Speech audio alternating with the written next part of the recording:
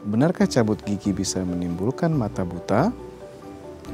Oke, untuk menjawab itu kita harus tahu dulu bahwa saraf yang mempersarafi mata itu berbeda dengan saraf yang mempersarafi gigi baik di rahang atas maupun rahang bawah. Karena sarafnya berbeda, berarti pencabutan gigi tidak ada hubungannya dengan penyebab mata buta. Kita perlu selidiki dan periksa lagi apakah memang ada kondisi sebelumnya yang membuat mata itu menjadi buta. Jadi perlunya pemeriksaan menyeluruh sebelum kita melakukan tindakan pencabutan gigi. Secara umum pencabutan gigi aman untuk dilakukan jika riwayat penyakit terkontrol dan keadaan-keadaan lain dalam batas normal. Untuk itu jangan ragu untuk melakukan pemeriksaan gigi dan mencabut gigi apabila memang sudah menjadi pilihan terakhir.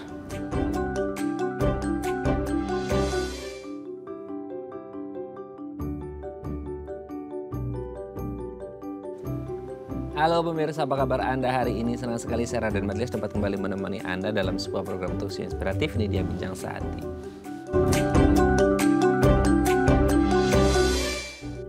Pemirsa, kalau gigi seorang ini sudah rusak gitu ya, atau kayak udah nggak mungkin dipertahankan lagi, udah kayak cinta ya, gitu ya, udah tidak bisa dipertahankan lagi, sudahlah ya gitu ya, harus dicabut dengan kondisi memang benar-benar harus dicabut gitu ya. Nah, tapi apakah pencabutan gigi ini adalah prosedur yang semau orang bisa kayak ya udah dok saya datang ke dokter gigi terus kayak dok cabut gigi saya dong karena gini-gini dan lain sebagainya. Nah sebelum pemeriksaan memang kalau ini benar-benar butuh buat dicabut, ada nggak sih pemeriksaan yang harus dilakukan oleh si pasien untuk mengetahui kayaknya nih kondisi giginya memang layak untuk dicabut atau enggak. Terus kemudian ada beberapa faktor risiko yang mungkin bisa terjadi bahaya nggak kalau giginya dicabut. Mungkin ada beberapa penyakit yang kayaknya harus waspada nih gitu ya.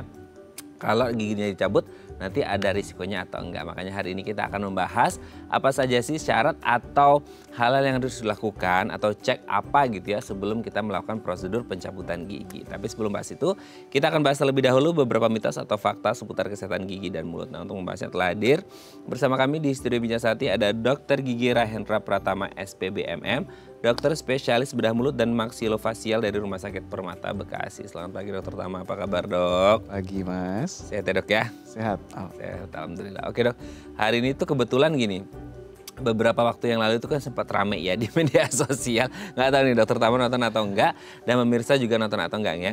Tapi saya juga sempat nonton itu ada lumayan rame lah ya. Ada seorang pasien mas-mas muda lah gitu ya, yang setelah tindakan cabut gigi itu ada sesuatu hal. Nah, ada ya itu pro dan kontra tuh di kolom komentar kan netizen pada pinter ya gitu ya dengan diagnosisnya masing-masing gitu ya.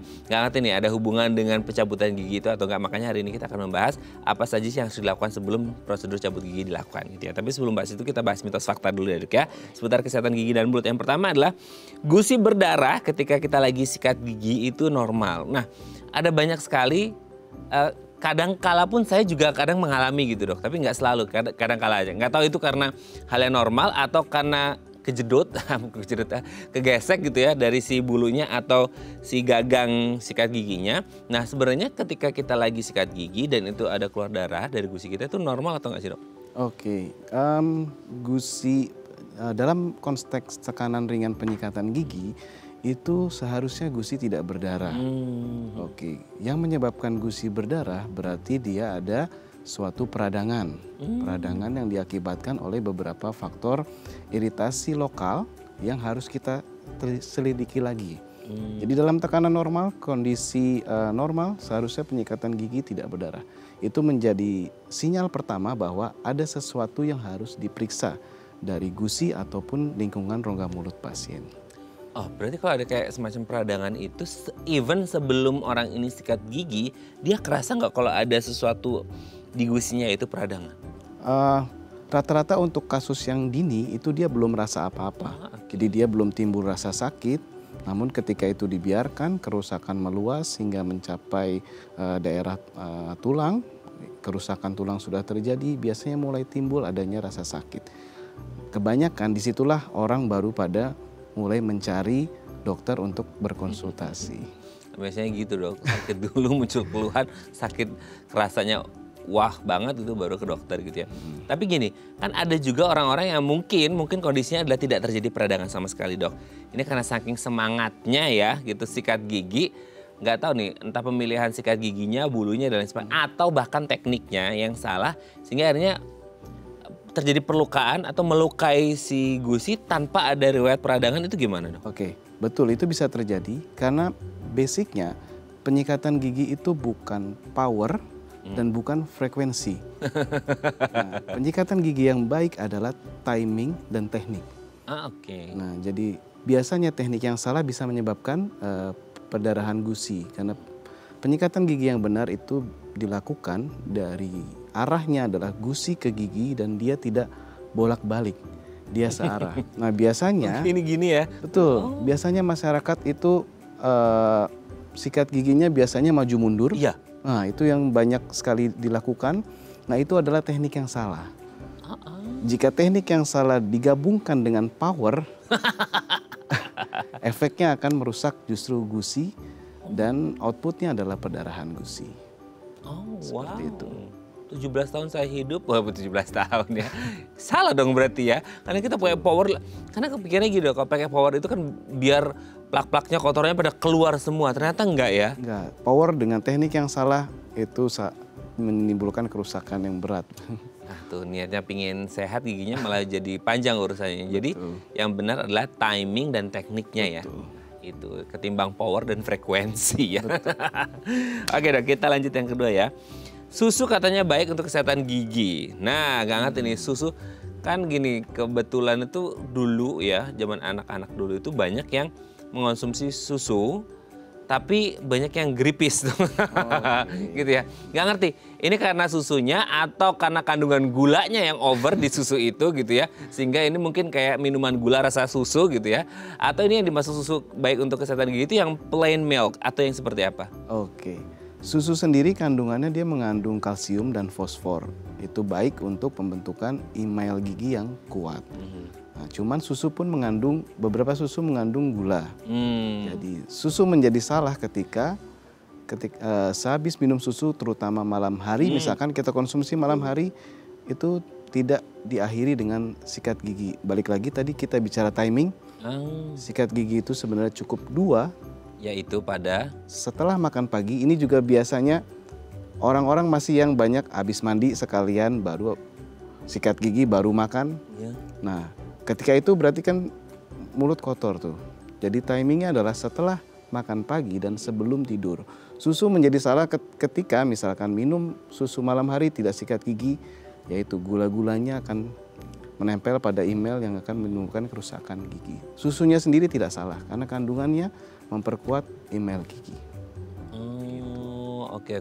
Jadi sebenarnya susunya tidak salah ya. Tidak salah. Tapi beberapa campuran yang lain yang bisa jadi salah gitu ya. Atau mungkin hal-hal kebiasaan gitu ya yang dilakukan setelah minum susu langsung tidur semisal tidak sikat gigi, itu yang jadi problem. Ya, terutama anak kecil kan biasanya mau tidur dia ngedot dulu. Iya. Nah, setelah itu tidak ada air masuk atau sikat gigi atau bahkan minimal dilap giginya.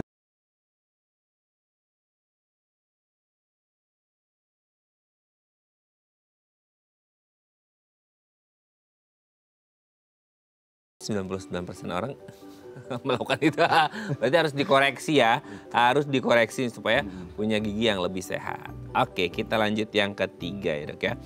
Sikat gigi setelah makan merusak gigi.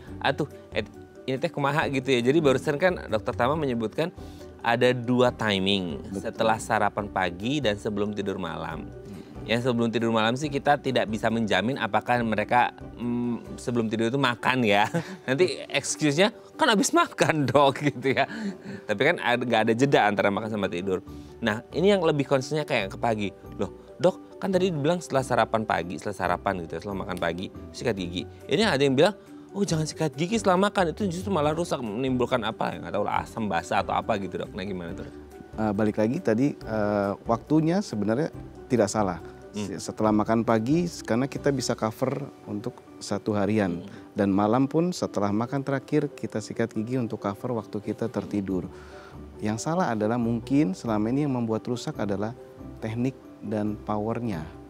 Tekniknya salah, itu yang menyebabkan kerusakan pada gigi dan jaringan pendukung gigi. Kebanyakan gitu, tekniknya salah. Jadi maju mundur, terus anggapan semakin keras semakin bersih. Iya betul. Gitu. Power secukupnya, teknik harus benar. Seperti itu. Oke. Tapi kalau kayak ada anggapan kayak, oh setelah makan tapi harus dijeda berapa lama gitu dok, itu betul nggak sih? Atau sesuai apa? Tergantung makanan apa yang kita konsumsi atau gimana?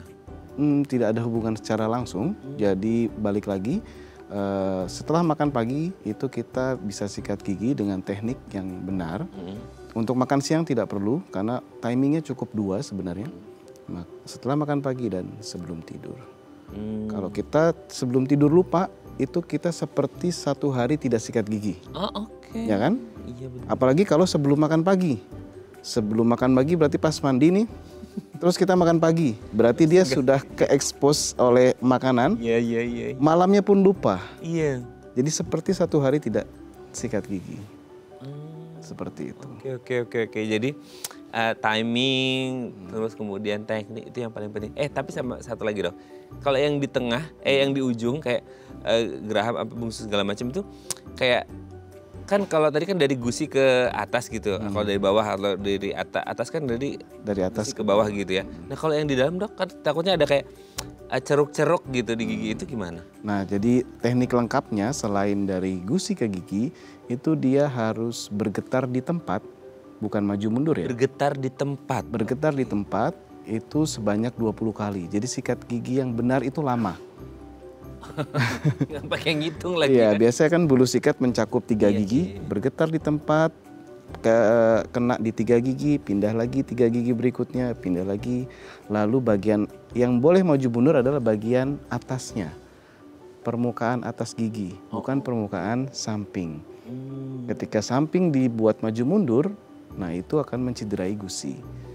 Bergetar di tempat itu gimana sih dok maksudnya? Bergetar di tempat, bulu sikat tidak kemana-mana, stay, gerakan motion sedikit gini. Nah itu, seperti itu. Tetap itu untuk membersihkan. Bulunya stay, tapi dia digeter-geterin aja gitu ya? Itu untuk membersihkan di sela-selanya, karena gusi punya permukaan sela-sela gigi yang harus dibersihkan. Baik. Nah hari ini kita banyak dapat teknik baru ya dari dokter Tama. Oke dok, kita lanjut yang keempat dok. Obat kumur itu katanya bisa menghilangkan bau mulut. Ini justru saya bacanya agak kebalikan ya di beberapa media sosial orang kayak jangan pakai mouthwash karena katanya gini. Tapi ada yang bilang kayak ya tergantung sih ingredientsnya apa gitu atau gimana dok? Oke, sebelum kita menjawab tentang obat kumurnya, kita harus tahu penyebab bau mulutnya itu apa. Oke, jadi selama sumber bau mulut itu tidak hilang, mau kumur pakai mouthwash pun itu akan periodenya hanya singkat sekali. Cuman ada sensasi seperti mentol seperti itu. Tapi sumbernya kalau masih ada dia akan tetap bau mulut. Menjadi penggunaan obat kumur menjadi tidak efektif. Ketika bau mulut kita harus cek dulu. Rata-rata biasanya karena karang gigi atau ada gigi berlubang. Nah, ketika kita sudah, aduh kok mulut saya bau ya, kita mulai curiga kalau kita punya karang gigi. Jadi bukannya udah pakai mouthwash terus, sensasi wangi sesaat, tapi sumbernya belum hilang. Gitu. Sama kalau kayak yang pakai mouthwash kok justru malah mulutnya kering ya dok ya. Ya awalnya sih minti-minti mentol gitu kan, tapi beberapa waktu kemudian tuh kok jadi kering ya dok. Malah justru kayak ini kayaknya lebih bau daripada sebelum pakai obat kumur gitu. Ya balik lagi seperti itu. Jadi kita harus cek dulu penyebab bau mulutnya. Terus penyebab mulut kering pun itu berbagai macam. Jadi kita tidak bisa pastikan bahwa pakai obat kumur itu bisa bikin mulut kering. Jadi itu multifaktor. Tapi intinya kalau poinnya adalah bau mulut, kita harus cek dulu penyebabnya masih ada atau enggak.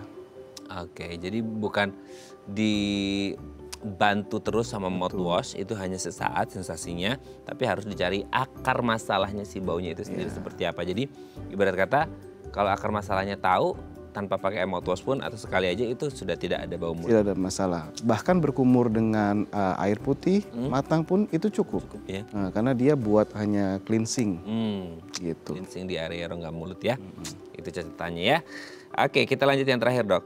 perempuan yang lagi menstruasi katanya nggak boleh cabut gigi karena katanya darahnya lagi deres-deresnya, sehingga kalau lagi cabut gigi takutnya darah di gusinya bros gitu. Nah gimana tuh dok?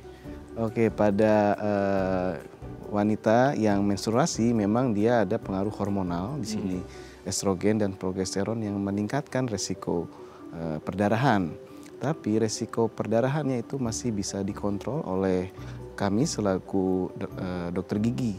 Jadi memang ketika pasien itu sudah indikasi untuk dicabut, tidak masalah jika dia masih menstruasi karena perdarahannya masih kita bisa kontrol, misalnya dengan penjahitan atau agen-agen pembekuan darah lokalis itu cukup untuk menanggulangi resiko perdarahan dari fase menstruasi.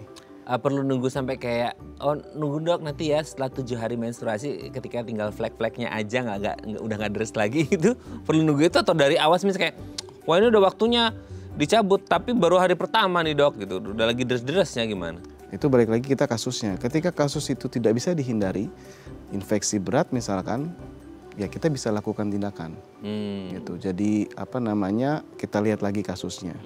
Kalau misalkan kasusnya masih bisa, untuk menunggu dia hari ketiga itu resikonya akan jauh lebih berkurang, nggak masalah. Oke ya, jadi disesuaikan dengan kondisi pasien masing-masing. Betul. Oke, terima kasih Dokter Thomas sudah terjawab atas faktanya. Nanti kita lanjut ngomongin pencabutan gigi ya di segmen selanjutnya. Oke pemirsa, kami akan kembali saat lagi kita bersama.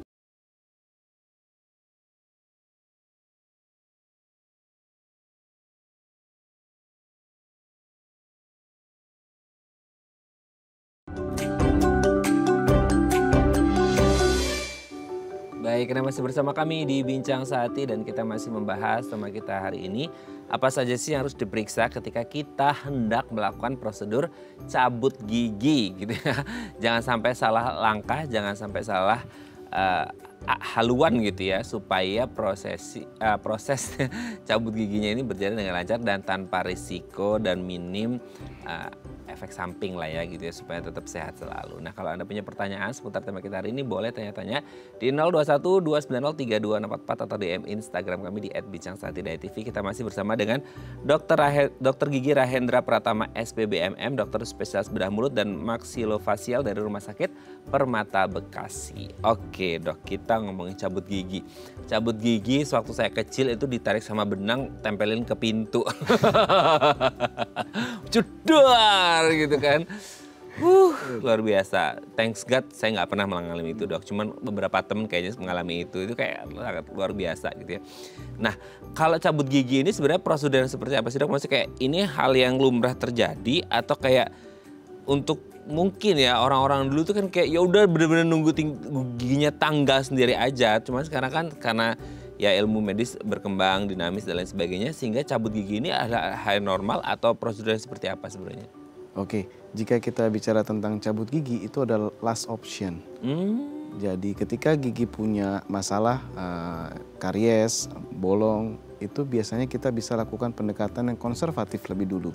Misalnya dengan penambalan atau perawatan saluran akar. Jadi pencabutan gigi adalah last option. Karena gigi yang sudah dicabut tidak bisa tumbuh lagi untuk gigi dewasa ya. Gitu. Jadi dia benar-benar harus last option ketika sudah tidak bisa dirawat.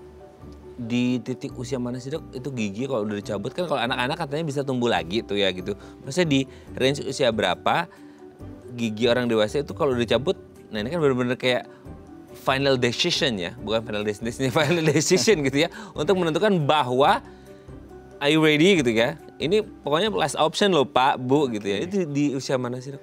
Nah jadi usia pertumbuhan gigi itu juga berbeda-beda. Misalkan kita mulai dari usia 6 tahun tumbuh gigi depannya. Nah jadi di situ ketika sudah tumbuh gigi permanen di usia 6 tahun itulah last option.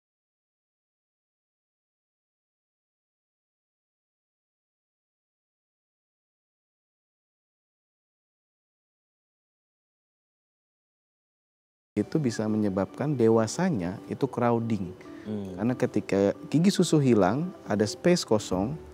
Nah sifat gigi adalah ketika ada space kosong, gigi belakangnya itu mulai shifting. Nah ketika shifting, dia hilang sebelum waktunya si gigi susu, gigi permanennya jadi nggak punya tempat. Gimana dia biar keluar? Ya dia keluarnya bisa ke samping, luar, ke samping dalam. Nah jadi pencabutan gigi susu pun harus mengikuti timing kapan gigi tetapnya tumbuh. Oke dok, sebelum lanjut ini ada penelpon, udah ada penelpon aja dok ya. Kita sambut terlebih dahulu ya. Halo, selamat pagi, dengan siapa, di mana? Bu Sri di Depok. Ibu Sri di Depok, silakan Bu Sri, mau tanya apa ini ke dokter Tama? Oh iya.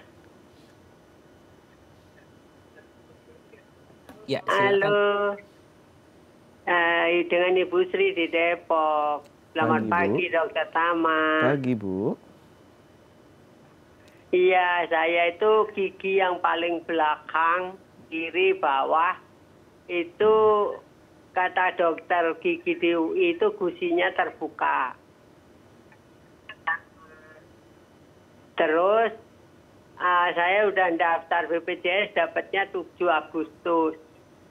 Tapi sakit sekali sekarang, saya harus bagaimana? Udah saya kumurin air garam, udah. Ini sekarang udah dikasih obat antibiotik, hari ini habis.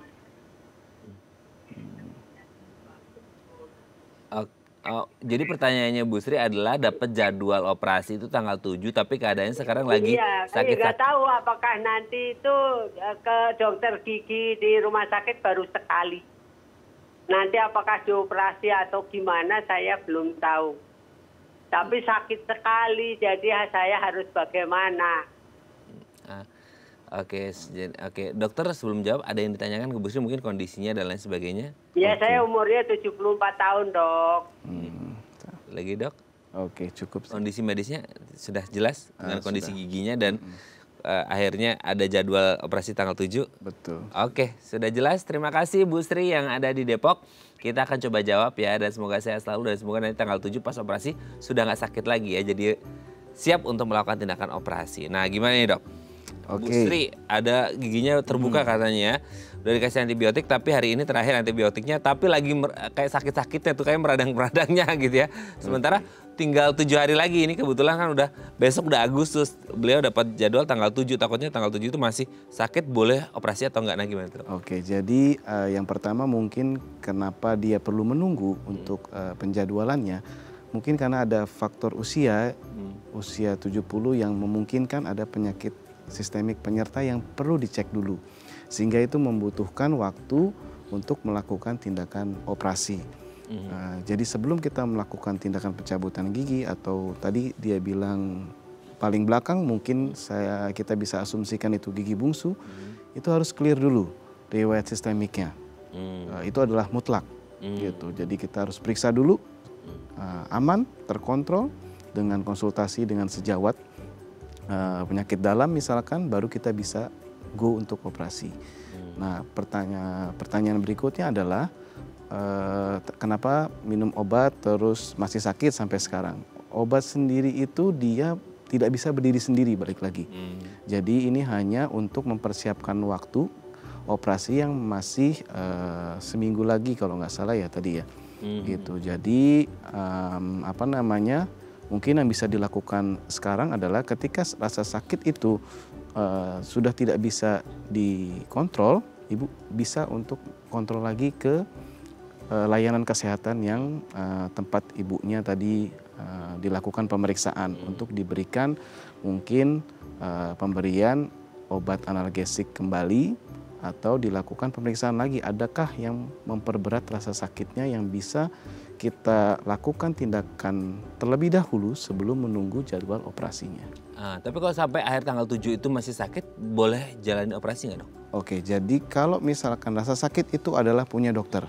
Kita manipulasi itu dengan berbagai macam teknik pembiusan, jadi tetap bisa dilakukan tindakan.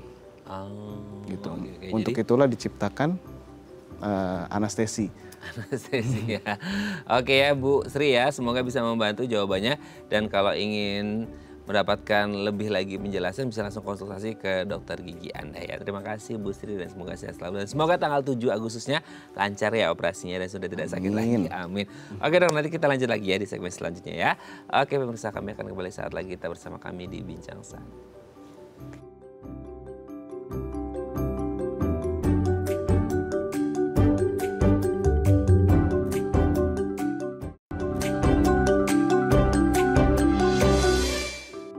Hai, karena masih bersama kami di Bincang Sate dan kita masih membahas sama kita hari ini apa aja sih yang harus diperiksakan ketika kita mau melaksanakan prosedur cabut gigi. Kalau Anda punya pertanyaan seputar tema kita hari ini boleh tanya-tanya di 021 290 3244 atau DM Instagram kami di @bincangsatetv. Kita masih bersama dengan Dr. Gigi Rahendra Pratama SPBMM, dokter spesialis bedah mulut dan maksilofasial dari Rumah Sakit Permata Bekasi. Oke dok, sebenarnya kalau kita ngomongin cabut gigi dengan kondisi yang tadi disebutkan, ini apa ya bahasnya?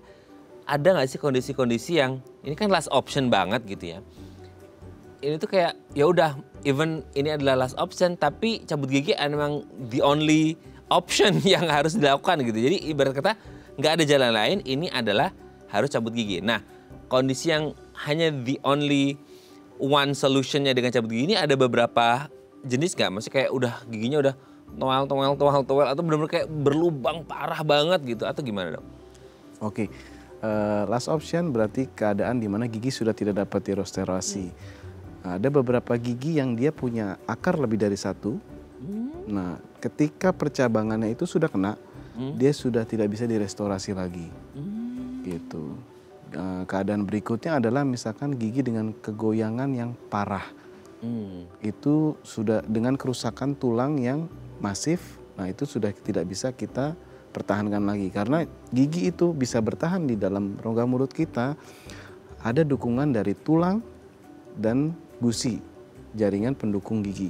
Ketika itu rusak pun ya gigi itu sudah tidak bisa bertahan karena tidak ada yang dalam tanda kutip megangnya lagi. Itu menjadi pilihan adalah pencabutan gigi. Termasuk kayak misal itu kan karena ini ya, karena penyakit atau ininya. Tapi kalau kayak orang-orang yang kayak trauma gitu, kalau kecelakaan dan lain sebagainya gimana? Nah itu dia. Untuk kasus kecelakaan, misalkan bahkan gigi yang lepas karena kecelakaan kita sebut dengan avulsi, itu masih bisa kita coba untuk replantasi lagi. Mungkin ini kita bisa edukasi ke masyarakat bahwa ketika terjadi suatu kecelakaan yang menyebabkan lepasnya gigi, itu giginya coba disimpan, gitu. Disimpan paling baik adalah di dalam rongga mulutnya sendiri dan segera mencari layanan kesehatan untuk tindakan emergensinya, gitu. Karena beberapa masyarakat ketika terjadi kecelakaan giginya hilang terus ya udahlah sudah copot. Nah kita masih bisa usahakan untuk replantasi lagi. Wah, baru tahu ya bisa direplantasi ya. Nah, terus misalkan terjadi kecelakaan lagi terus giginya patah, patahan mana yang tidak bisa dipertahankan? Itu adalah patahan ketika terjadi di bagian akar. Nah, ketika terjadi di bagian situ, melalui kita periksa dengan pemeriksaan radiografi, ya itu sudah tidak bisa dipertahankan. Kalau patahnya di mahkota, itu masih bisa kita coba untuk perawatan konservatif. Gitu. Tapi sebenarnya kalau prosedur cabut gigi itu sendiri gitu ya kan, itu berarti dia itu gini kan, ada orang bilang kayak wah ini nanti akarnya masih ada yang ketinggalan atau enggak gitu. Jadi cabut gigi itu seakar-akarnya atau sehingga akhirnya kayak rahangnya bolong atau gimana sih dok? Betul, jadi kita cabut gigi harus tuntas, harus sampai semua akarnya. Dari mana kita tahu? Mungkin nanti pasiennya bisa lihat giginya atau tanyakan ke dokternya. Syarat dia utuh adalah ujungnya itu tumpul. Kita kalau mematahkan sesuatu, pastikan bagian ujungnya itu pasti bersiku kan? Oh iya. Nah, itu cara mudahnya seperti itu. Kita bisa lihat ketika gigi dikeluarkan, ujungnya itu tumpul atau tidak. Gitu. Kalau tidak tumpul, kita harus cek lagi apakah ada bagian akar yang tertinggal. Jadi prinsipnya cabut gigi itu harus utuh. Nah, terus dia kosong bagaimana? Nah, kosong ini nanti akan terjadi penulangan baru. Sehingga ruang kosong itu akan terbentuk tulang baru. Meskipun usianya sudah dewasa dok? Betul. Oke. Jadi memang harus semuanya di take out gitu ya? Betul, karena kalau enggak itu menjadi sumber infeksi. Oh kenapa bisa jadi sumber infeksi dok? Ya karena dia patah, terus berarti banyak bakteri masuk di situ. Terus keadaannya juga pasti loose karena kita sudah mencoba mengeluarkannya, berarti dia tidak dalam keadaan yang attach. Nah loose ini berarti tempat berkumpulnya bakteri juga. Aduh. Jadi dia menjadi sumber infeksi. Berarti prepare-nya banyak banget ya dok ya kalau ngomong cabut gigi ya. Oke dok, ini ada penelpon lagi. Oke. Oh hari ini dokter Tama laris manis nih banyak penelpon ya. Kita sapa terlebih dahulu. Halo selamat pagi, dengan siapa di mana? Ini dengan Ibu Lili di Lampung. Ibu Lili di Lampung, apa kabar Bu, sehat? Iya, iya sehat. Oke, Bu Lili silakan mau tanya apa ke dokter Tama? Selamat pagi Pak Dokter. Mau Pagi, nanya Bu. ini kenapa gigi saya ini katanya nggak bisa ditempel. Tambah lama tambah gede malah. Iya, sekarang udah gede sekali mau dicabut. Satu persatu ya habis lah gigi saya. Iya, terus mau nanya yang kedua Pak Dokter. Kenapa ya kalau sebelum gigi saya berlubang lagi satu lagi itu masih udah dicabut, udah bersih. Terus kenapa kok bau mulutnya nggak hilang-hilang ya? Sudah dibersihin karang juga. Sampai malu saya. Tapi orang lain tuh nggak ada yang mau ngomong Pak Dokter. Kadang Oke. apa? Iya nggak ada yang mau ngomong bau mulut itu. Itu kenapa ya? Apa katanya ada yang bilang dari mah ya Pak Dokter ya? Dari mah bisa bau mulut ya? Oke. Nah, gimana pengobatannya bau mulut ini loh Pak Dokter? Oke, sudah jelas dok. Oke, Dua sudah. pertanyaannya sudah jelas semuanya ya. Oke, terima kasih Bu Lili yang ada di Lampung. Kita akan coba jawabnya nanti setelah break ya Bu Lili ya. Terima kasih sudah menghubungi kami. Oke dok, nanti kita jawabnya setelah break ya. Boleh.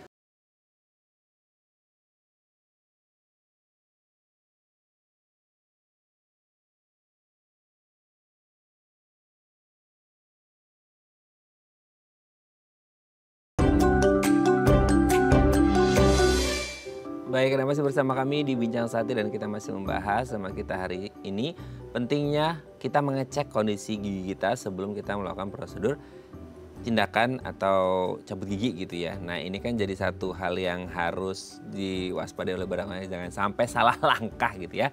Nah kalau Anda masih punya pertanyaan seputar tema kita hari ini boleh tanya-tanya di 021 290 3244 atau DM Instagram kami di @bincangSati.tv. Kita masih bersama dengan Dr. Gigi Rahendra Pratama SPBMM, dokter spesialis bedah mulut dan maksilofacial dari Rumah Sakit Permata Bekasi. Dok, masih pertanyaan ya, kita jawab pertanyaan Bu Lili di Lampung.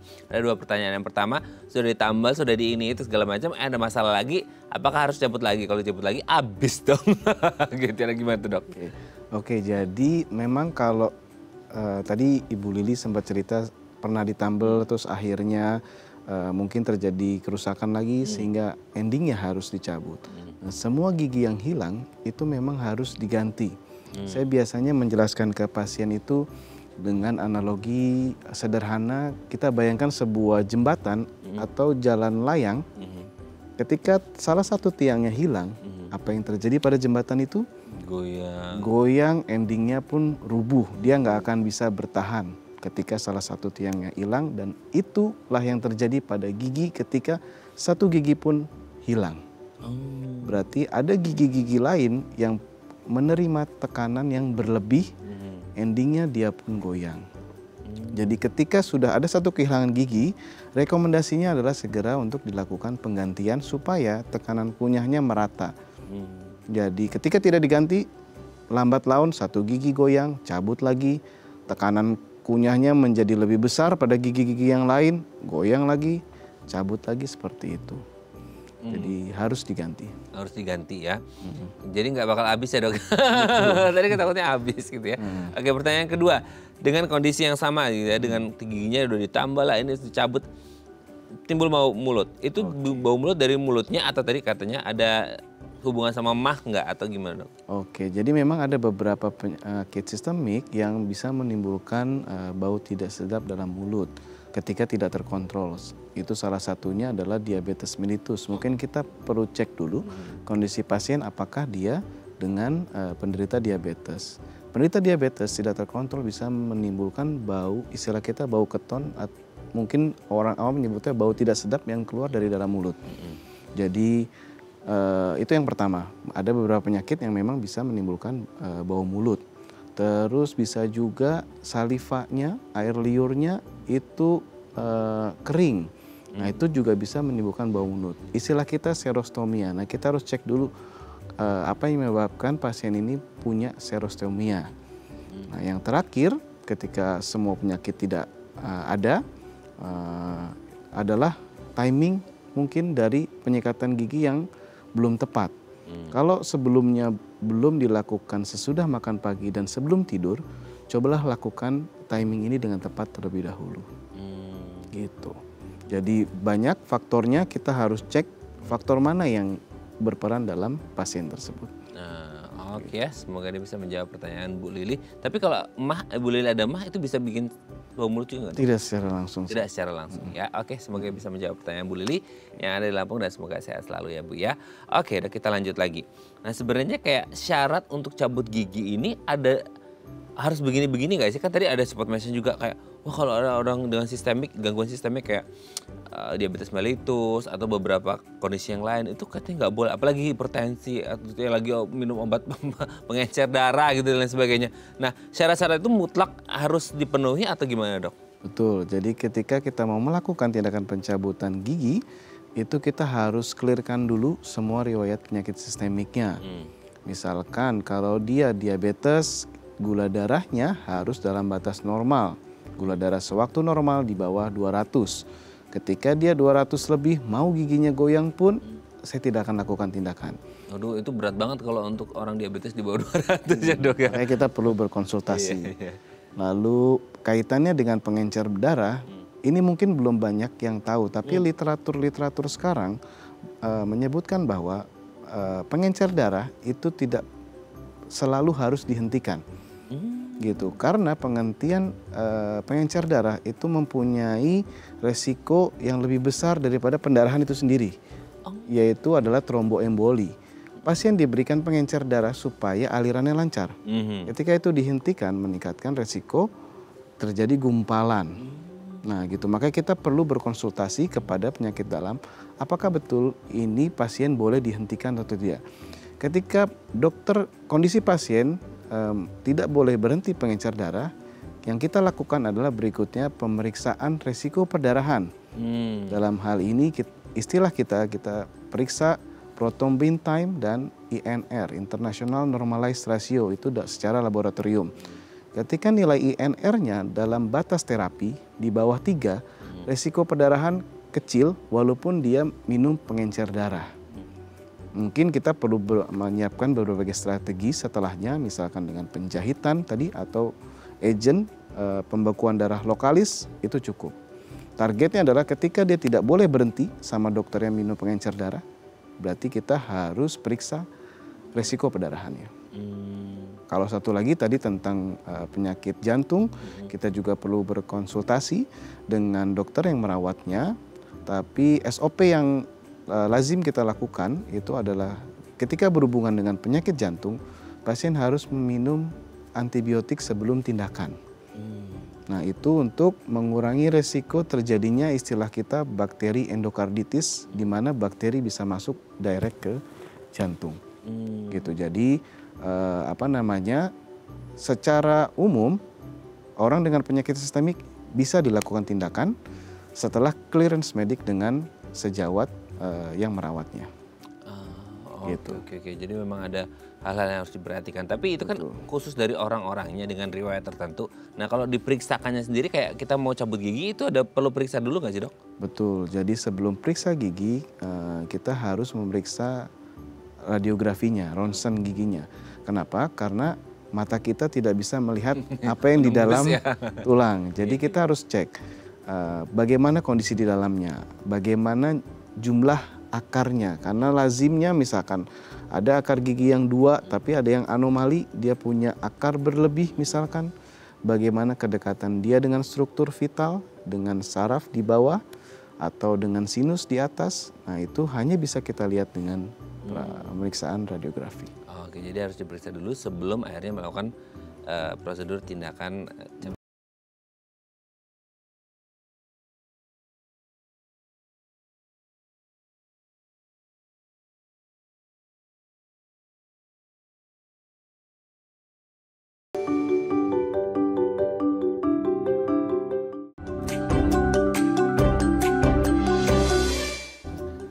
Baik, Anda masih bersama kami di Bincang Sehati dan kita masih membahas tema kita hari ini pemeriksaan apa sih yang harus dilakukan sebelum melakukan prosedur cabut gigi. Kita masih bersama dengan Dr. Gigi Rahendra Pratama SPBMM, dokter spesialis bedah mulut dan maksilofasial dari Rumah Sakit Permata Bekasi. Oke dok, ini ada penelpon lagi. Hari ini banyak fansnya kayak dokter Tama ya. Halo, selamat pagi, dengan siapa, di mana?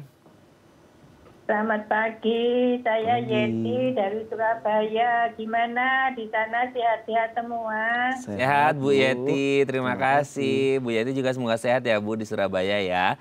Baik, Bu Yeti di Surabaya mau tanya apa ke dokter Tama, silakan. Ini dok, orang tua saya itu giginya dibilang rusak ya, banyak yang rusak. Itu apa namanya, langsung ke saya ya. Apakah bisa ke anak saya, ke cucu saya? Itu pertanyaan yang pertama. Terus yang pertanyaan yang kedua, karena saya ini kan agama. Apakah karena agama itu suka sendawa itu makanya bikin giginya itu cepat rusak? Itu aja, makasih. Oke, sudah jelas dok? Oke, sudah. Oke, matur nuwun Bu Yeti di Surabaya. Semoga sehat selalu, kita akan coba jawab ya. Oke, ini ada kayaknya dari ibunya Bu Yati ke Bu Yati itu ada turunan, nggak ngerti ya turunan atau karena mungkin habitnya atau seperti apa sehingga akhirnya banyak giginya yang bermasalah. Yang ditakutkan sama Bu Yati adalah anak cucunya nanti bisa juga mengalami hal yang sama atau enggak, atau gimana dok? Ini kalau masalah di gigi itu ada genetik juga keturunan atau gimana dok? Oke, sebenarnya yang diturunkan secara genetik adalah bentuk rahang. Oh. Ya, bentuk rahang. Jadi untuk kesehatan gigi dan mulutnya itu baru seiring dengan pertumbuhan usia. Nah, jadi memang pentingnya bagaimana kita merubah pola menjadi lebih baik supaya nanti anak cucu kita memiliki keadaan gigi mulut yang lebih baik. Yang pertama tadi kita sudah bicarakan tentang timing dan teknik menyikat gigi. Nah, itu mungkin sudah diajarkan sedini mungkin Ya, betul. kepada anak kita. Betul. Terus timing pencabutan gigi pada gigi susu itu juga penting karena ketika terjadi crowding pada usia dewasa menyebabkan semakin sulit dibersihkan di sela-sela giginya, Betul. meningkatkan resiko kerusakan dari gigi. Lalu kita bahas juga tadi sebelumnya ketika terpaksa harus ada gigi yang hilang, walaupun baru hanya satu, kita harus segera ganti itu dengan gigi palsu supaya tekanan kunyah kembali bisa dibagi rata, gigi-gigi lain tidak akan mengalami kegoyangan. Gitu. Oke. Jadi sebenarnya yang diturunkan itu bentuk rahangnya, tapi kesehatan rongga mulut, gigi dan mulut itu sebenarnya seiring berjalannya waktu ya dok ya. Karena mungkin ya habit yang terbentuk di keluarga itu. Habitnya apa? Ya timingnya, tekniknya itu juga penting ya. Dan mungkin beberapa jenis makanan yang dikonsumsi juga bisa berpengaruh sedikit banyak gitu ya. Oke, yang itu yang pertama. Yang kedua adalah sendawa ya. Oh iya, saya lupa. Ada mah, terus sendawa itu katanya bisa menyebabkan gangguan gigi. Apa giginya rusak, betul nggak? Oke, bukan sih. Jadi faktor kerusakan gigi itu adalah bakteri. Nah, berarti semakin lama bakteri itu ada di dalam mulut, semakin besar kemungkinan gigi itu akan rusak. Jadi selama bakteri itu bisa kita jauhkan dari gigi kita dengan teknik dan timing sikat gigi, ya dia tidak akan merusak. Jadi bukan karena sendawanya. Jadi orang pikirannya itu gini dok, karena asam orang mah itu kan sendawa katanya ada asam lambung di dalamnya, sehingga mungkin ada apalah gitu ya, hawa-hawa asam lambungnya yang ikut ke bawah sehingga akhirnya nempel di gigi, entah erosi dan lain sebagainya lah gitu, bisa mengganggu gigi. Itu berarti tidak benar ya dok? Bukan. Jadi aman. Tapi berarti harus habis ini langsung bebas sendawa ya dok ya. Berarti kalau ada masalah di mah atau asam lambungnya harus diselesaikan, harus dikerjakan gitu, diobati ya. Oke, semoga bisa menjawab pertanyaan Bu Yeti yang ada di Surabaya dan semoga sehat selalu ya Bu ya. Matur nuwun. Oke, kita lanjut lagi. Nah, ini menarik dok. Untuk orang yang case cabut gigi, katakanlah mereka kondisinya sudah layak untuk cabut gigi ya. Terus kayak dok, usia saya udah segini nggak perlu dipasang lagi lah dok lah, udah usia 60, 70 gitu ya, biarin aja gitu. Itu masih bisa menimbulkan masalah nggak kalau akhirnya tidak diisi ke kosongan itu gitu? Oke, jadi masalah kehilangan gigi yang tidak diganti itu juga menyimpan masalah yang lainnya. Dalam hal ini adalah nutrisi. Ketika gigi itu sudah hilang sama sekali misalkan, bagaimana kita bisa makan? Bagaimana kita bisa mendapatkan asumsi nutrisi? Padahal kita sepanjang usia butuh nutrisi. Nah, biasanya ketika nutrisi tidak tercukupi itu akan membuat tubuh kita menjadi rentan terhadap penyakit-penyakit yang lain. Jadi lanjut usia itu bukan menjadi alasan untuk tidak memiliki gigi yang lengkap. Selain itu juga ketika kita tidak punya gigi itu akan mempengaruhi profil wajah kita. Jadi kita akan terlihat lebih tua dari usia kita ketika kehilangan gigi itu tidak diganti. Karena struktur tulang di wajah menjadi defisit. Jadi agak kempot gitu ya, Nah, Dok, ya. gitu. Jadi selain estetik itu juga berperan untuk nutrisi supaya kita bisa tetap makan. Tapi ada nggak sih, Dok, orang-orang itu ya benar-benar kayak di kondisi wah ini benar-benar nggak bisa dicabut ini gitu. Tapi orang itu udah kayak nggak tahan lagi gitu, kayak udah harus cabut. Tapi kayak wah ini benar-benar nggak bisa atau kayak ya tetap harus nunggu terkontrol dengan baik, misal kayak DM dan lain sebagainya gitu, Dok. Ya, tetap kita harus tunggu dia terkontrol. Itu adalah syarat mutlak sebelum kita melakukan tindakan. Jadi mungkin sejawat-sejawat dari penyakit dalam punya berbagai macam strategi untuk mengkondisikan sistemik pasien itu supaya ready pada saat jadwal dilakukan tindakan. Gitu. Jadi itu syarat mutlak. Riwayat sistemik harus stabil. Itu perlu ada kayak tindakan yang lebih khusus lagi nggak, atau tindakan lanjutan, atau seperti apa, treatmentnya beda dengan pasien yang lain atau gimana? Oke, tindakannya sih sama sih. Pencabutan gigi itu dibedakan menjadi dua, pencabutan gigi tanpa operasi, tanpa pembukaan gusi, dan pencabutan gigi yang langsung tanpa pembukaan gusi. Jadi tekniknya hanya dua itu. Gitu. Jadi yang penting sistemiknya terkontrol, tindakannya sama aja. Itu dua teknik itu yang dengan bukaan tanpa bukaan itu bisa dilakukan di semua pasien atau lihat-lihat atau kondisi pasiennya masing-masing? Bisa dilakukan. Oh. Gitu. Ada indikasinya ya, kapan kita harus melakukan pembukaan gusi, kapan kita bisa melakukan tanpa pembukaan gusi. Oke, jadi sebenarnya bisa dilakukan dua-duanya, tapi lihat-lihat juga mungkin kondisi pasiennya dengan beberapa riwayat dari si pasien itu sendiri. Jadi intinya kalau ada diagnosis bahwa ini sebenarnya sudah harus dicabut, ya diusahakan untuk dicabut. Meskipun ini adalah last option gitu ya, Dok, ya, karena untuk menghindari infeksi sekunder dan lain sebagainya yang bisa berbahaya. Terima kasih Dokter Tama, hari ini kita banyak sekali dapat ilmu, termasuk juga beberapa penelpon tadi kita ya yang sudah mendapatkan ilmu dari Dokter Tama, semoga bisa bermanfaat. Terima kasih, Dok. Sehat terus, salam untuk keluarga di rumah dan teman-teman di Rumah Sakit Permata Bekasi. Selamat pagi, Dok. Selamat pagi. Oke pemirsa, itu tadi perbincangan kita dengan Dokter Tama, semoga bermanfaat ya, dan jangan lupa untuk terus menyaksikan konten-konten inspiratif kami di platform The iPlus. Saya Raden Mas Samit, sampai jumpa dan selamat kembali beraktivitas di hari Kamis yang indah ini. Ingat jaga kesehatan gigi Anda supaya nggak bolong, supaya nggak sakit, dan biar nggak dicabut gigi, karena itu last option banget. Sampai jumpa.